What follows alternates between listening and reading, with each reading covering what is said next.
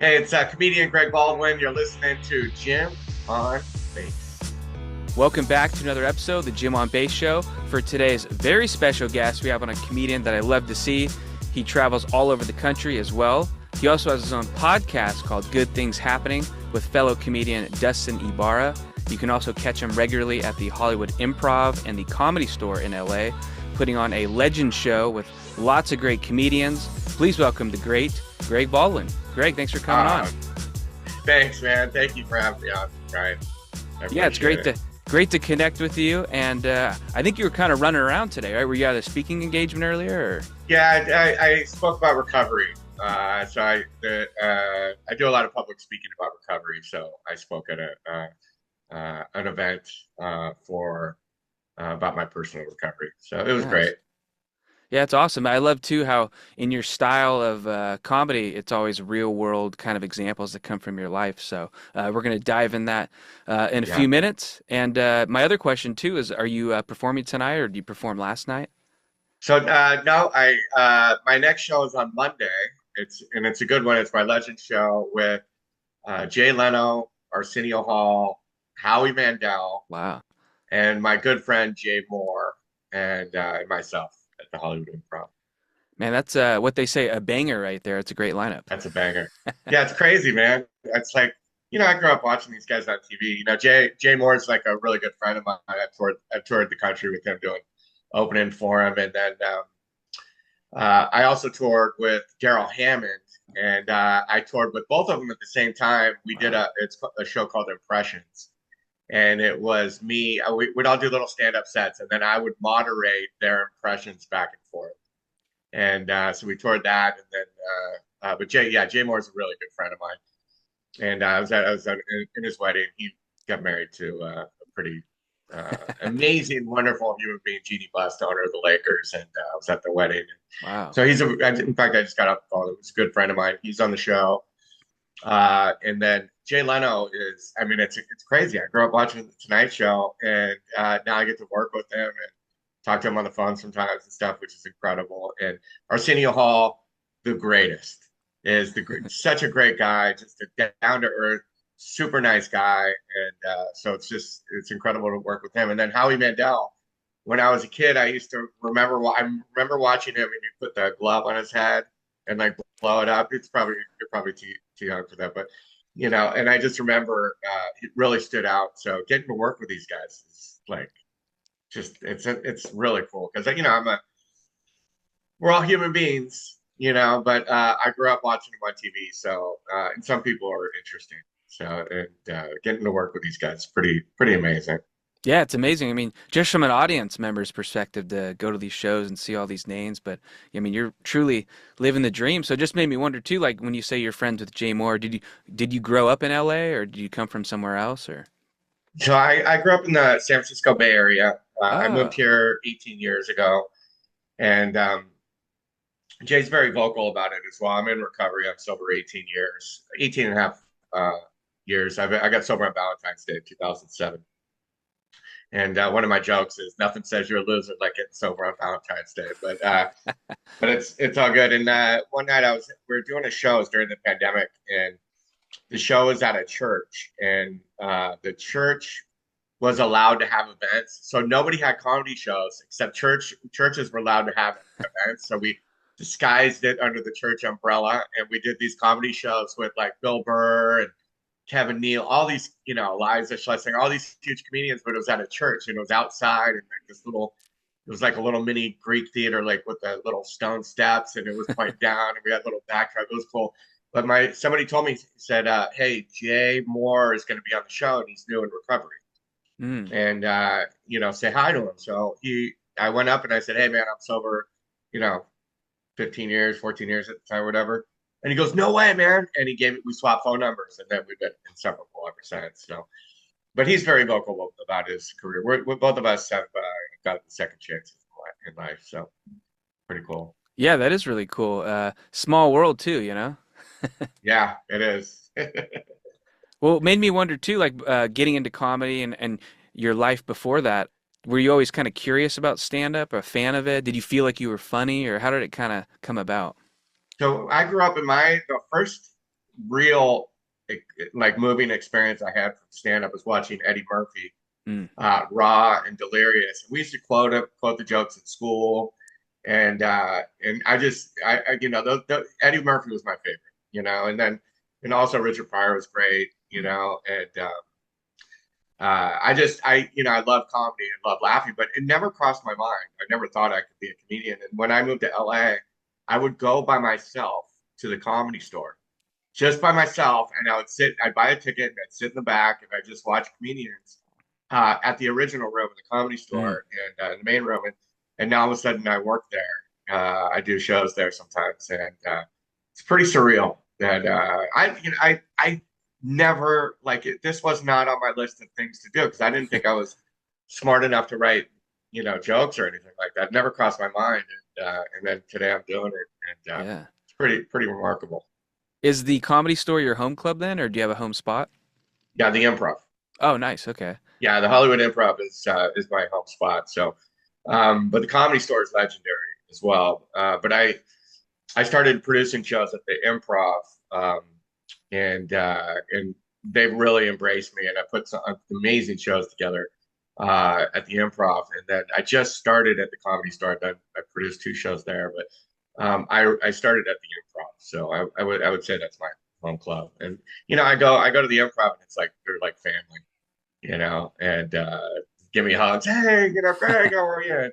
And I'm getting to know everybody at the Comedy Store. So the difference between the two is I just been working at the Improv longer than the Comedy Store. Now I'm starting to get to know everybody at the Comedy Store too. But they're both, amazing clubs. But two of the most important comedy clubs in the United States.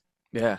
No, my favorite spot is the Hollywood Improv, and the last couple of years I try to go more to the Comedy Store to kind of just, see how things are and whatnot. And like you said, they're both classics, and you never know who you're going to run into, especially at the Comedy Yeah, Store. And when I saw you the other night, it was great to see you do your thing, and we ran into Mark Maron, yeah, so you never know who's turning the corner. yeah. So it's yeah, Mark Maron. Last night, Nick Kroll was there. Oh, Um, nice. and yeah, Mark Maron. He did my show at the Improv, and he's an interesting dude, and he's on fire right now. Yeah. Bobby Lee was on my last show at the Comedy Store. I'm friends with him, but he's an amazing comedian. And I mean, these two clubs, the Improv and the Comedy Store, have the greatest comedians of all time are popping through there. I saw. Who did I see there recently? I saw Louis C.K. dropped Mm. in recently. Ali Wong is there, popping in, working on new material. God, who's Martin Lawrence? Wow. Like he's old school, and he was there working on stuff. One night, this is a little while back, I was there doing a show up in the belly room. There's three rooms at the Comedy Store. There's the belly room, the original room, the main room, and I was in the belly room doing a show. And Chris Rock was there working on. He was hosting the Academy Awards, and he was Ah. working on his monologue. And for the Academy Awards, I got to watch that, and then I saw him, a couple nights later, did the monologue at the Academy Awards. So it was interesting to watch him work on Wow. it and develop jokes. Yeah, like I mean, you never know who you're going to see there. And you talking about the different rooms, I was going to ask you this question too.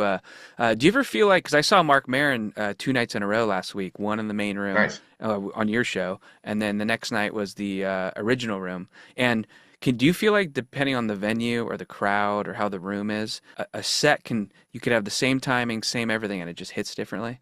Yeah. Yeah. I learned this lesson. I've been doing stand up for 12 years. And I was doing a show one night. God, this is a while ago, maybe 5, 6, 7 years ago. And I was in the main room, and then I did my set, and it probably wasn't that great back there, but I did my set, and it was kind of a tough room. But someone had said, "Hey, Louis C.K. is in the original room." So I go over there and I watch Louis C.K. do a set, and he just murdered, right? Just killed. The crowd was going nuts, and he was at the top of his game at the time. This was before all the trouble he had, but he just murdered, right? And then I watched him go over to the main room, and I watched him do the same material, same delivery, everything the same, and was not getting laughs hardly at all. And it taught me a valuable lesson. And he actually called it out. He's like, this is why I still do stand up, is because you just never know the reactions you're going to get. He talked about it for a little bit, but I Ah, watched him do the same material, same set, same delivery in both rooms, and he killed one and didn't kill the other.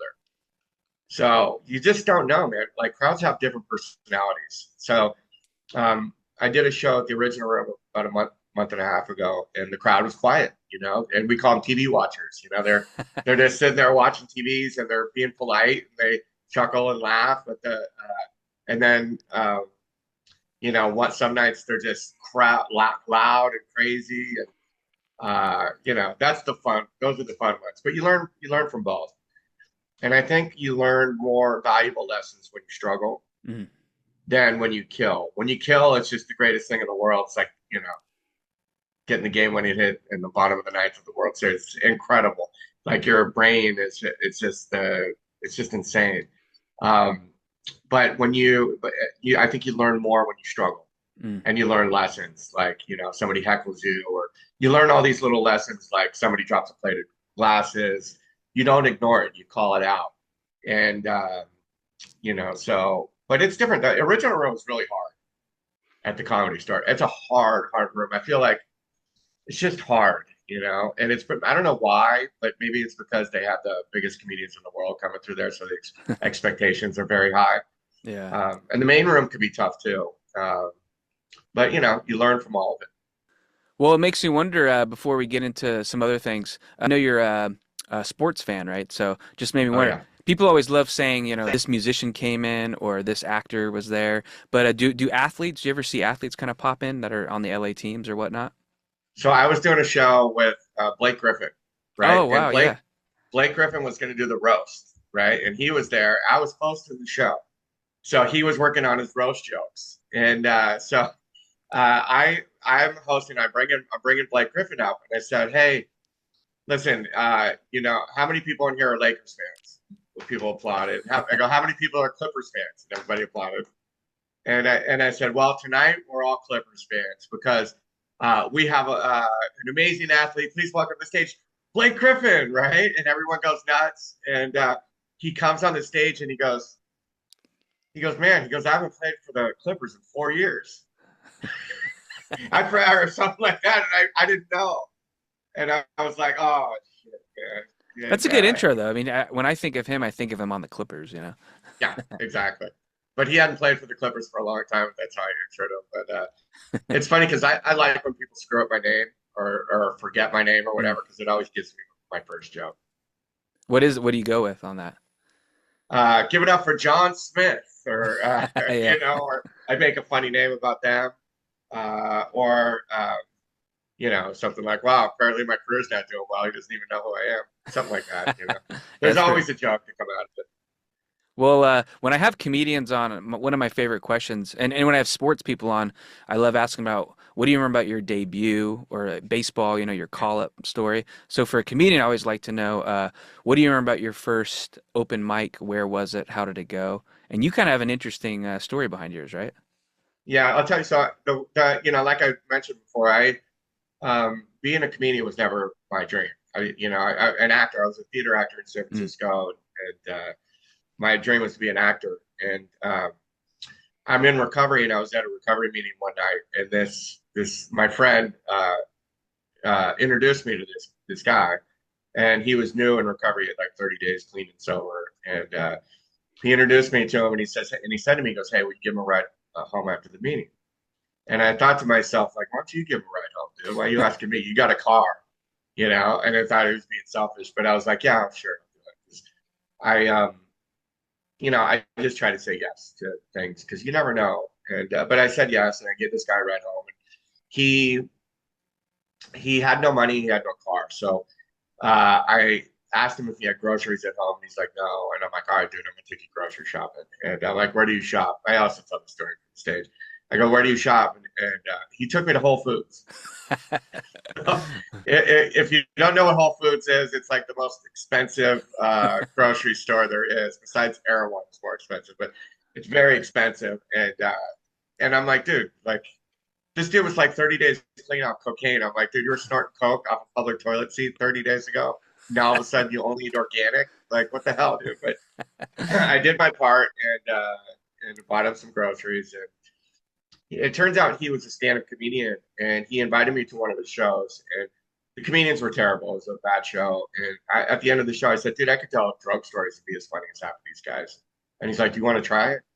And I'm like, okay. And so he put me up at this. It's like a beginner show, Mm. but it was at the Belly Room at the Comedy Store. Now I had never done an open mic. I had never done anything, but I had done a lot of public speaking. I'm speaking in the jails to inmates about recovery and telling drug stories and inspiration and stuff like that. So I ended up going up. I told some drug stories, and then I wrapped it up with a inspirational message about being in recovery.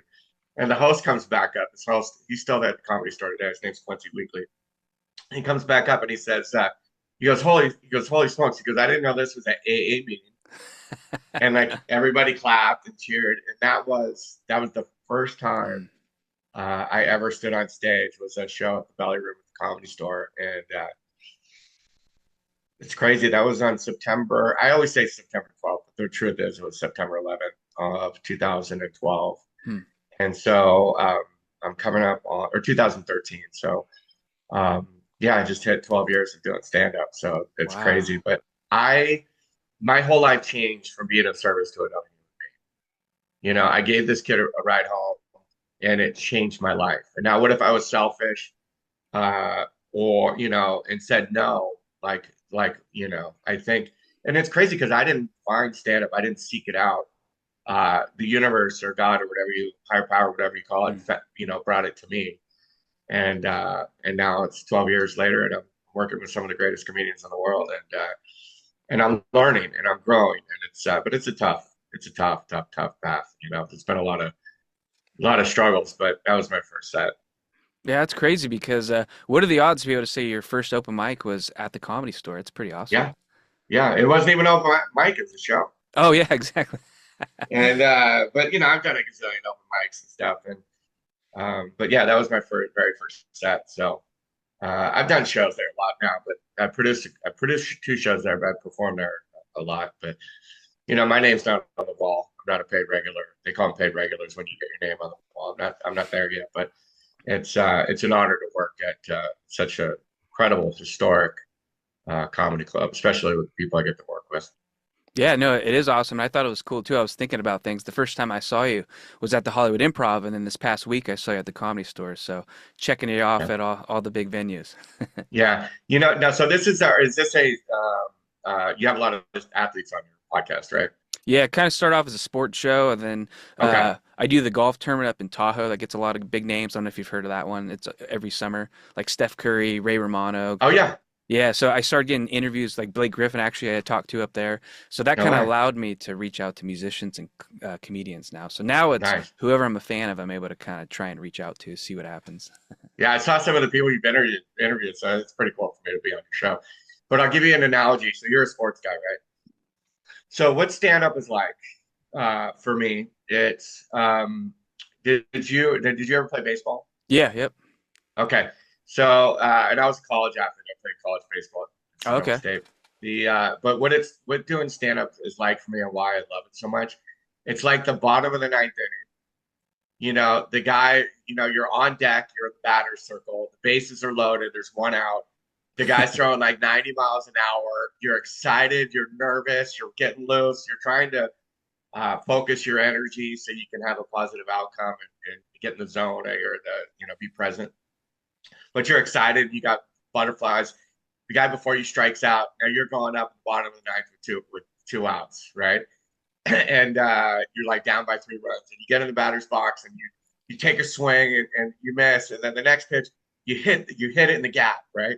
And you're running around first, and you're running around second, or they wave you to third, you slide head first, and dust goes everywhere, and you get up, and the crowd's cheering, and you're like, woo! And like you tied the game, and everyone's going nuts, and you're just whatever that thing is in your brain that's happening at that moment, those synapses that firing Mm. out, the endorphins, the adrenaline, where you're just it's insane. I get that from doing stand up when it works well. And Yeah. then sometimes, you go 0 for 4 and you strike out 3 times. or you get beamed and and you struggle and stuff. But it's all for that moment of that incredible feeling of putting the bat on the ball and getting RBI. It's just insane, and that's why I love being an athlete. I love to be in the spotlight. That's why I love playing baseball so much, and I get that same thing without the physicality or having to Mm. be in shape, and being an athlete because I'm too old for that now. But that's why I love it so much. It's incredible, but it's No, hard. that makes me think because I wanted to ask. I did a celebrity golf tournament last week in LA, and I got to do an interview with George Lopez. And I said, "What do you?" Oh, Yeah, nice. he was awesome. And I asked, "What do you remember about your first open mic?" And one of the things he said was how at a young age he was wasn't good at something, so he'd quit it. He kind of quit everything. Yeah, And when it came to comedy, obviously, as you know, he wasn't good at it for a long time. But it was the yeah, one thing that he wasn't good at, and for some reason he never quit. So you kind of alluded to it earlier. I was going to ask you, do yes. you feel like comedy kind of chooses you? And it seems like it does. Yeah, for me, it found me because I was never the guy that was, making everybody laugh all the time. I was witty and funny with banter and stuff, but it was never, you hear like somebody was the class clown and cracking everybody Mm, up. That wasn't me. That I wasn't the class clown. I was the class, always getting in trouble kind of, but I wasn't the class clown. So I didn't know. And he's the same thing. A lot of times one of my character flaws is if I try something and I fail at it, then I'm like, well, I'm never going to be good at this, so I mm, quit.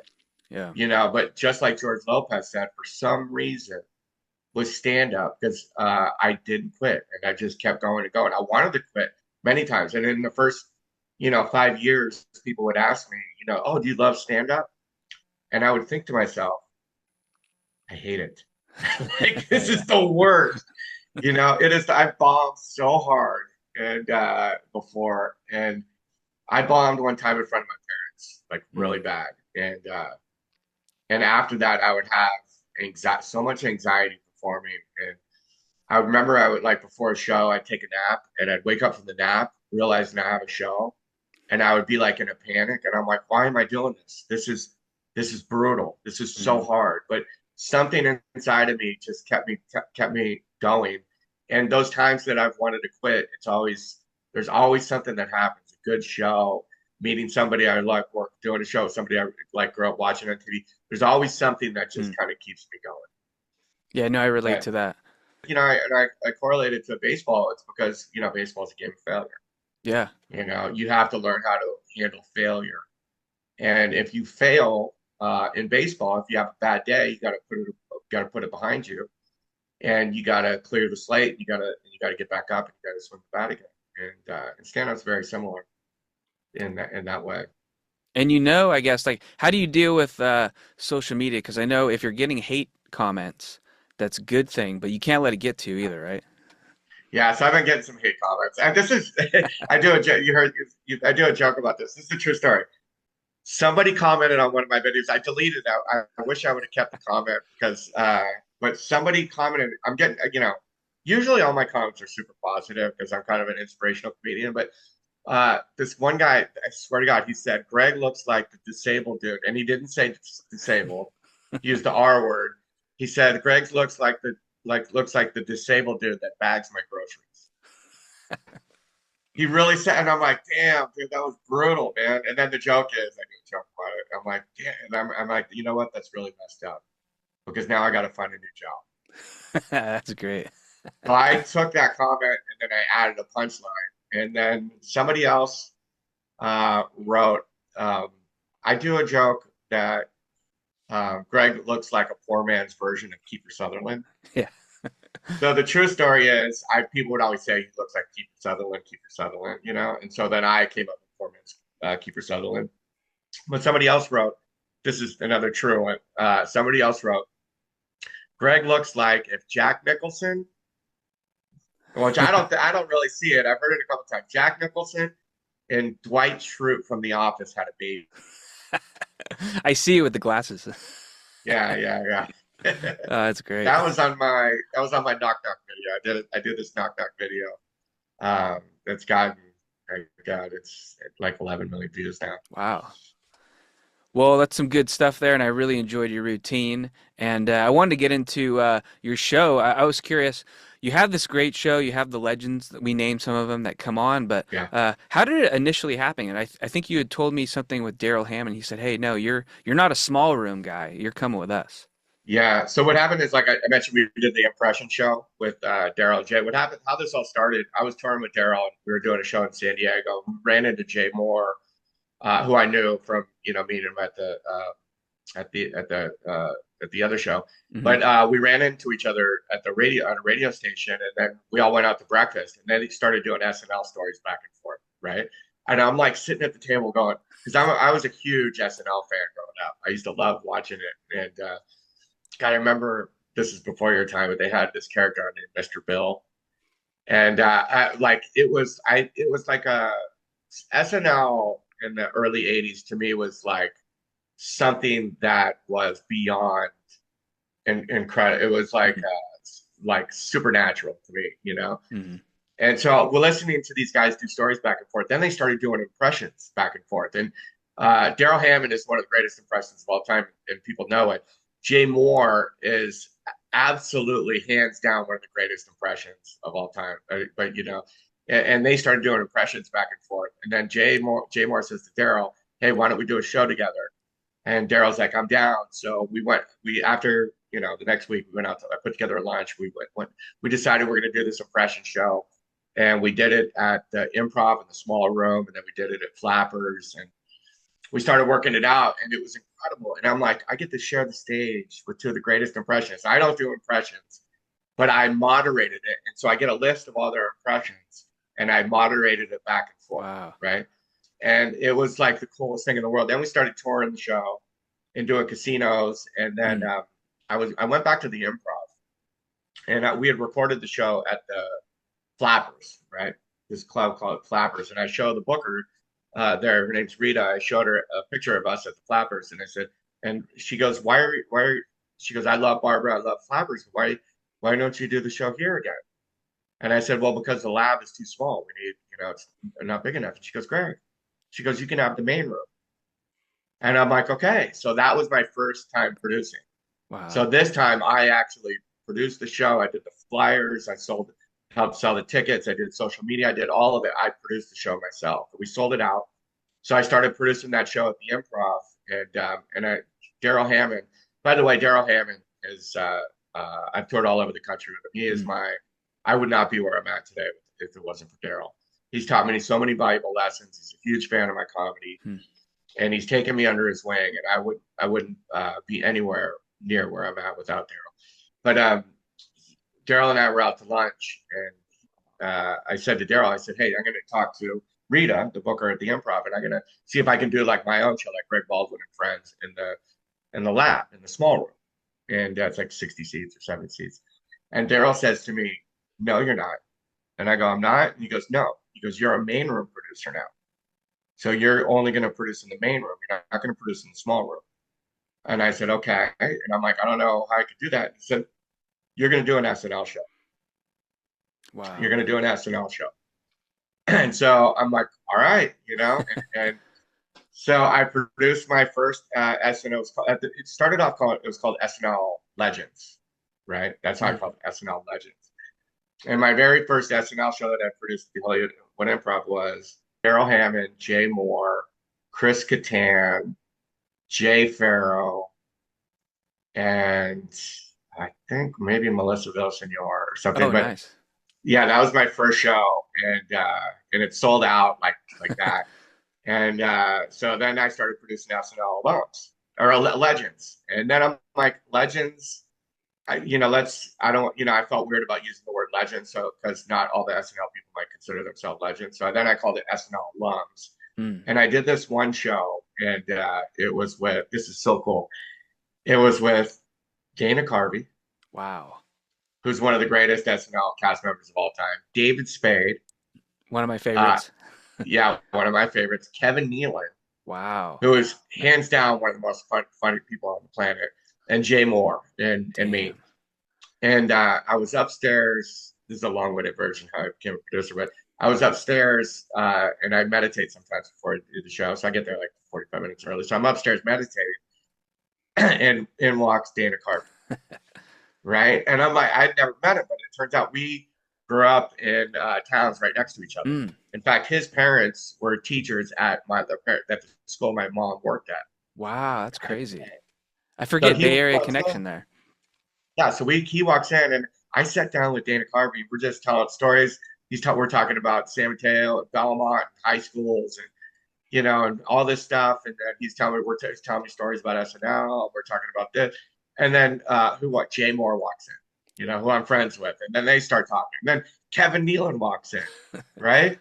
Then David Spade it comes later. And we're all up in the green room and I'm hosting the show and I'm working with all these SNL legends.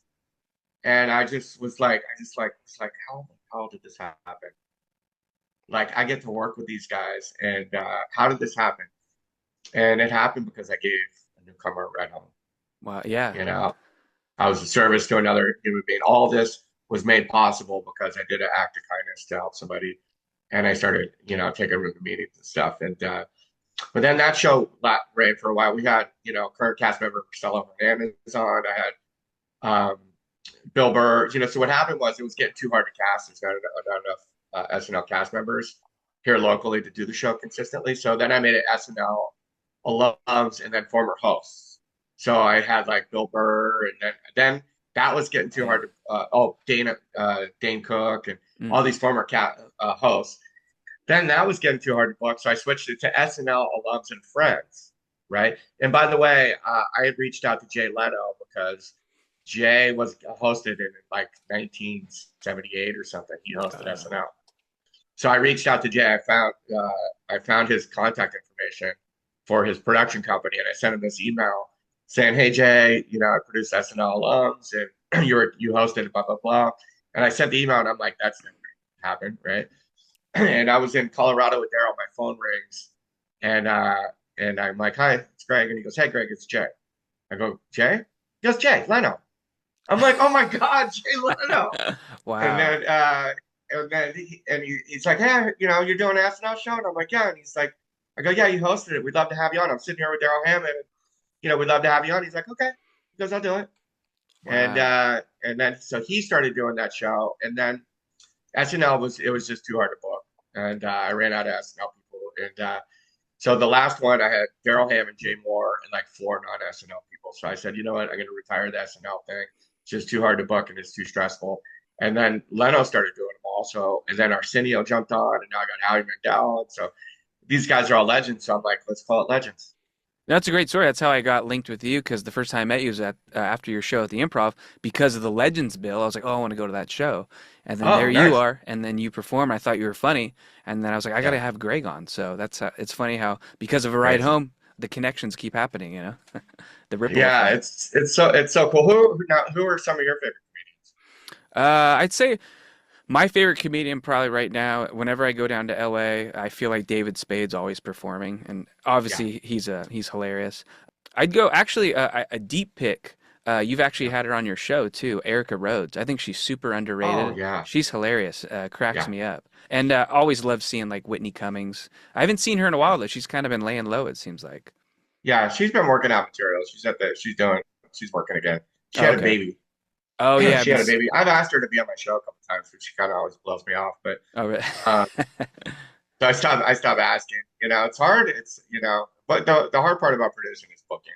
Mm, But when you have Jay Leno and these guys on, yeah. it's a lot easier. And Well, you said favorites. Kevin Nealon is one of my favorites, and I love his joke. I don't know if he's been doing it forever, but when the other night when I saw him, and he mhm. came out and immediately is like, "Hey, I'm going to tell you this, then I got to get out of here."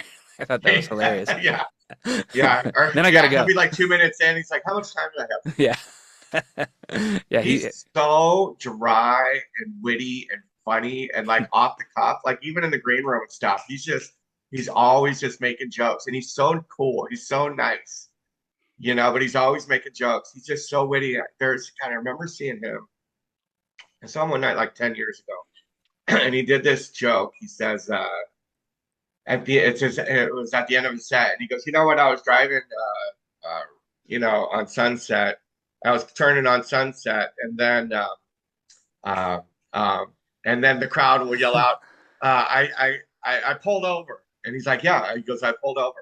And he goes, and the weirdest thing happened. And then they'd be like, I got out of my car, took off my clothes. And he'd be like, I got out of my car, and he would let the crowd write his joke at the end. And I was like, it was so funny and so brilliant. But he's one of the best. Yeah, Yeah. I think he was doing some of that the other day. He did something, and he was like, "Yeah," and I turned on, can't remember what the street, and someone yelled out this really obscure street, and he had a play Yeah. on that, which was great. Yeah. So that's the same bit. That's the same Yeah. bit he does. But yeah, so he lets the crowd write his joke. Well, He is just phenomenal. It's so cool, man, just to get to work with these guys. And he was on my last show. Yeah, I even text on his phone number. He texts me back and stuff. And, nice. with Leno too, I talk on the phone and stuff. It's just, I'm a fan too. We're all human beings, but Mm. these are the guys. These are guys that are the greatest at what they do. And I'm not the greatest at stand up yet, but I'm working towards it. But these guys have bbeen doing it 30 years. Leno's probably doing it, probably 40 or 50. Well, you speaking Probably about 50 years. Yeah. Hmm. Well, you speaking about them, one thing I wanted to mention too is you have some like once in a lifetime kind of photos with these guys Yeah, up in the green room, like at the improv. Like, you have some really yeah, cool stuff you'll be able to have forever, which is awesome. yeah. I framed some. Mm. I framed some here. Can I grab it? Yeah, yeah, I'm definitely. gonna keep talking to this right here. Hold on. I got some cool shots. So this right here is. Let me show you. Can you see that? Oh yeah, you got it all signed. That. This is my very first SNL Legend show, Oh, okay.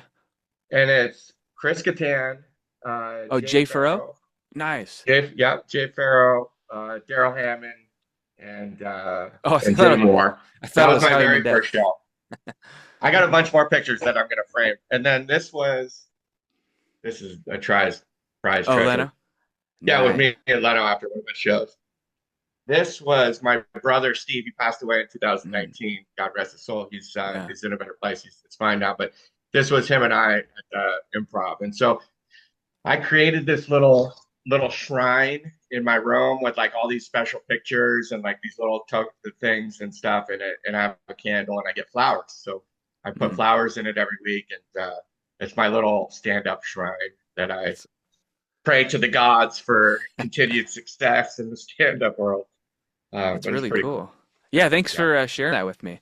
yeah, yeah. It's pretty cool. So, yeah, it's just remarkable. It's a tough path. It's hard, and there's so many ups and downs. And Mm. what I try to do is not like the highs are just like I said. It's like winning the game. Getting the game winning hit in the World Series. The highs are insane, but the lows are Yeah. pretty brutal. You know. I did this show at the Comedy Store in the original room. It's like 10, I was like 1 or 2 years into stand up, and my parents came and all my friends, and I was terrible. I was not good. And I bombed so hard. And my friend Ant, who was my first comedy mentor, was sitting in the back, and I bombed so hard, right? And Ant took off, and then I'm like, oh my God, like I just bombed in front of my parents and like 15 people that I know, my friends. And I was so embarrassed. And I called Ant, and he was on Last Comic Standing and stuff. He was Mm. a great comedian. I called him and I said, "Hey man, I don't think that went so well." And I was really, really bummed. And he goes, "Listen, Greg," he goes, "I'm not going to lie to you." He goes, "You bombed." And I'm like, "Oh my God." I'm like, "Oh my God." I'm like, "What do I do?" Like, I feel horrible. And he goes, "Listen, here's what's going to happen." He goes, "After the show, everybody's going to come out." He goes, "What I want you to tell them is just say, hey, I had a tough show." And he goes, "Just admit it. Just say you had a tough show." And he goes, "They're going to say things to you like, no, you were great. The crowd was a bad crowd." And he goes, "They're lying to you." And I'm like, "Oh my God." So everybody came out after the show and they're like, I'm like, I go, "I'm sorry, I had a bad show." And they're like, "No, there was a tough crowd and you were great." And I'm like, "Oh, everything he said was true." And, right then I wanted to quit. I never wanted to do it again. And I was so for months, I was just so depressed. And so every time I went on stage, I'd be like in a total panic, before the show. And then I do okay, but it was I just really wanted to quit. Like we talked about earlier, something inside of me said, don't quit. Mm. You have to keep pushing forward. You have to keep pushing forward. And I didn't quit, and now some good things are happening. Yeah, no, I was going to ask you, all these stories you're saying and these experiences you've had, you ever think back to yourself? Like if someone would have told you before it all started, maybe at one of the meetings you were at, hey, one day you're going to be hanging out with X, Y, and Z and doing this with Jay Leno, would you have thought they were crazy?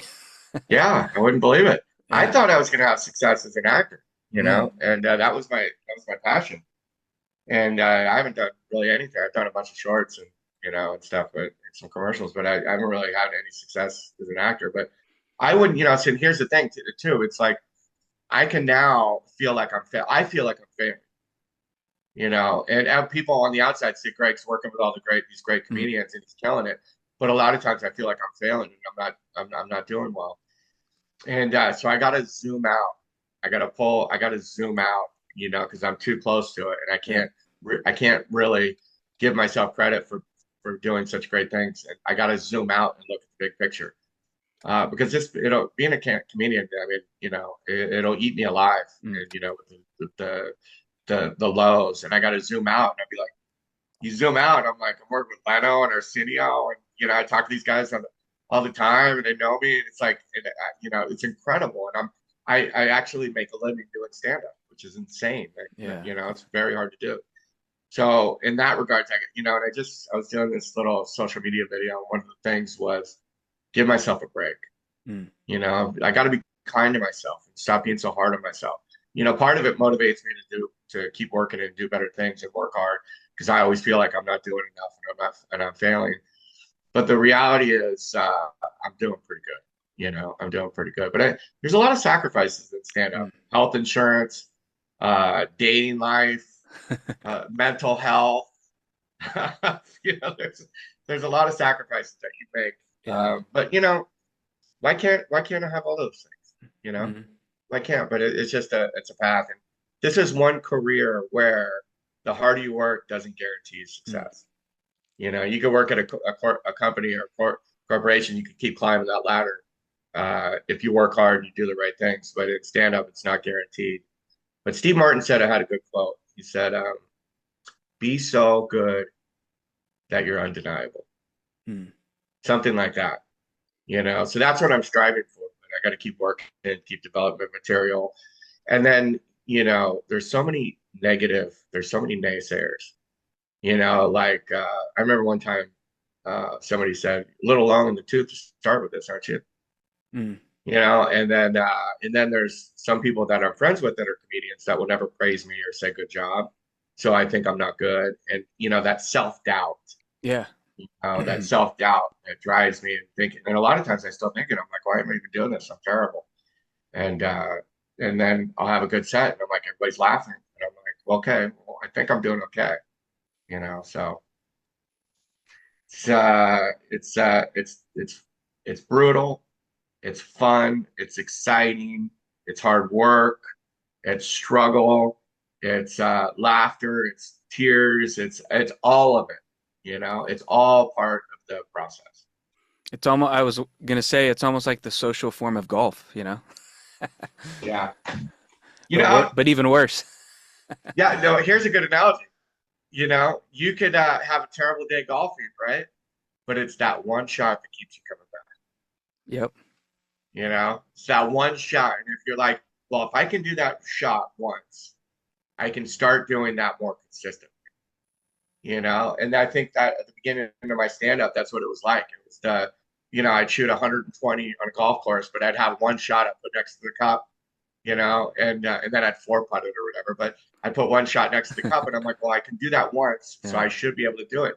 At the beginning of my stand-up, it was just one shot, out of 18 holes that was good, but that shot kept kept me coming back. But over time and consistently and hard work, you start getting better. You start being consistent with your irons and your driver and your putting. You start learning how to handle different golf situations, how to putt out of the sand. I mean, Hmm. chip out of the sand, how to how to putt better and how to read greens and stuff. And that's like with stand up. You start learning the craft. If somebody, like I said, somebody drops a glass or somebody heckles you or a joke doesn't land. You learn little tricks, you know. I'm waiting. So I was just talking to my friend Dustin Ibarra, who's one of the funniest comedians on the planet. Yeah. He, I told him yesterday, I said, I'm waiting for my next bomb. Like when I'm bombing hard, you know, and I'm just going to go right into bomb stories. And I'm like, oh, guys, great. I'm bombing. So I have 3 bomb stories. I'm just going to start telling bomb stories, right? Here's how I bombed this time. I bombed this time. How could that bomb? You can't bomb doing bomb stories, you know? Yeah. So 2 negatives make a positive, right? yeah. And so I'm waiting for the next bomb. They're going to bust out three bomb stories. And then you learn like just little tricks, you know, like I got heckled one time and I didn't have a comeback, right? And this is the only show I didn't get a single laugh the whole time. The only laugh was by her heckle. And well, I'll tell you the story. So I was doing a show, I was in the belly room at the Comedy Store, and there was these 2 girls like kissing, right? And I said, "Oh, you guys are dating? You guys are lesbians?" I'm like, "Yeah." And I said, "I don't know. I don't know why I said that." I said, "I have no idea why I get so excited about lesbians, because that means I have no chance of sleeping with them, right?" And nobody laughed, right? And this girl in the front row raised her hand. She goes, "No, honey, I'm straight." Can I swear on the podcast? Oh yeah, yeah. You can say whatever you want. She goes, "I'm straight." And she goes, "And you got no chance of fucking me either." Oh wow. And I was like, "Oh," and I froze, right? And I froze, and then I just ignored it, and then I started going into material, right? Yeah.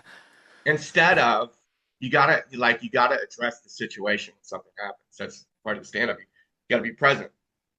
And I didn't get any laughs the whole show. After the show, I'm leaving, and she waits for me, and she gave me a hug, and she's like, "I am so sorry, I ruined your show." And I bombed so hard that the heckler gave me a hug and apologized after the show. That's how hard I bombed.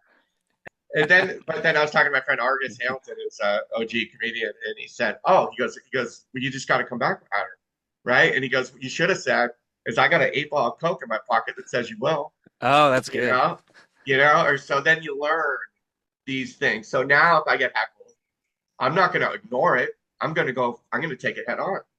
You know, I'm going to take it head on, and so you learn all these little lessons as you go along. But at the beginning, you don't have these tools. Yeah.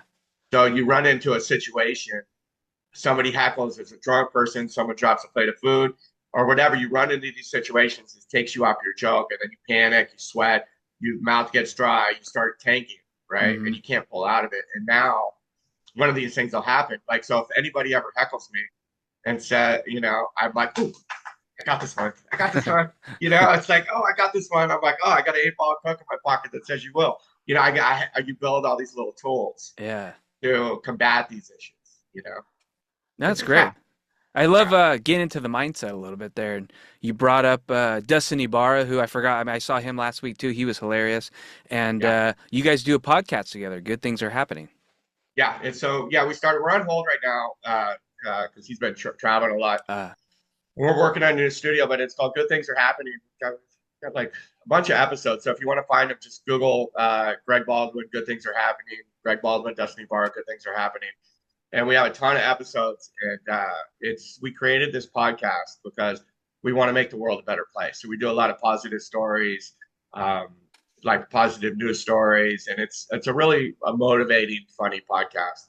And it's just incredible, really, to work with Dustin, who's one of my best friends, and to try to do something. It's like, I want to make the world a better place. I want to be a positive impact. And through my recovery and speaking and all the stuff I do, I speak in jails all the time. I've spoken in the jails over 300 times about recovery. And then I started this podcast because we want to bring positivity to the world. And then I do comedy because I want to, help make the world a better place through laughter. So everything in my life is service oriented in some capacity. Nice. So it's pretty cool. No, it is great stuff. And where can people find you? I'm already following you, but put out your socials. Yeah, so on Instagram and TikTok, it's at Real Greg Baldwin. At Real Greg Baldwin on Instagram and TikTok. My website is realgregbaldwin.com. And you can find the podcast. Just search Good Things Are Happening podcast, and you'll find that. And yeah, it's pretty cool, man. It's pretty cool. No, you're living the dream. And Yeah. I'll put the links in the bio so everyone can find it easier too and tag you and everything. But Greg, I got to say, it's been a lot of fun to chat with you, get to know you a little bit more. And I'll let you know whenever I'm in LA, try and check out your sets. Yeah, keep coming, man. Hit me up, man. Anytime, bro. It's yeah, I'm really glad we got to meet. And I remember our first conversation at the Improv, and is where we first met. And then I searched and I saw your interviews with Steph Curry. I'm a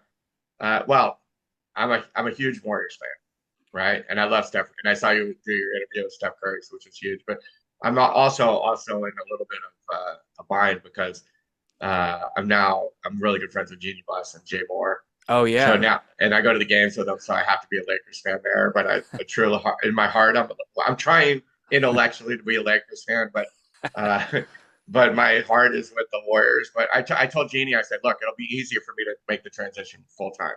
Just get Steph Curry. Yeah. Bring Steph Curry over. I will. That's it. But I root for that. You know. Awesome. Well, hey, if you guys ever need a fourth at a game, I'll fill a seat for you. Absolutely. Well, Greg, it's great to have you on, and especially being a Bay Area person. And like I always say, I'll see you down the road. Yeah, absolutely, man. Thank you for having me on. It's been such a pleasure.